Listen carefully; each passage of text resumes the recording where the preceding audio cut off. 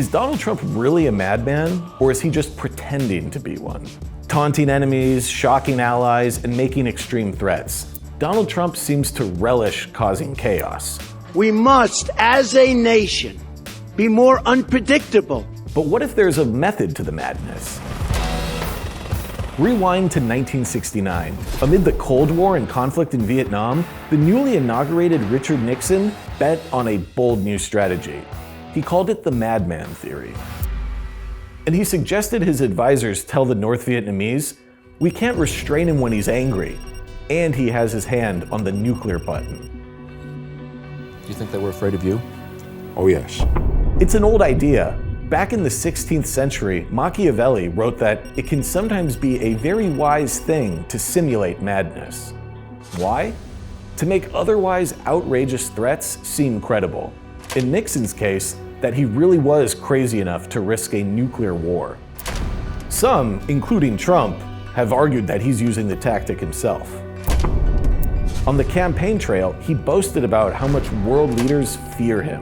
Viktor Orban, he said, you need Trump back as president. China was afraid of him.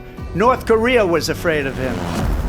He claimed America wouldn't need to use military force to defend Taiwan against China because Xi Jinping, in his words, respects me and he knows I'm crazy. And remember his threats against North Korea during his first term?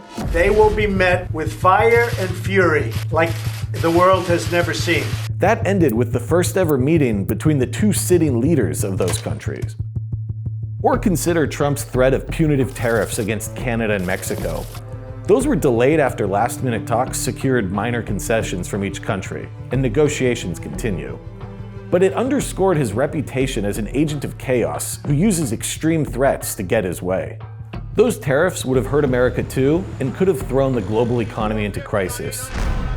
Would he really have risked that?